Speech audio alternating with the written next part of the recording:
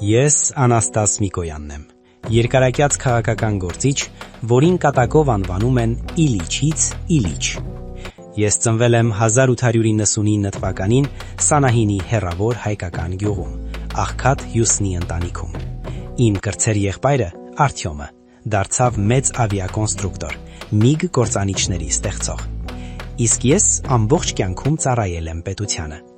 Հայրենական մեծ պատերազմի ժամանակ ես պատասխանատու էի ամբողջ Կարմիր բանակի մատակարարման համար, բայց ամենակարևորը ես նվիրվեցի դիվանագիտությանը։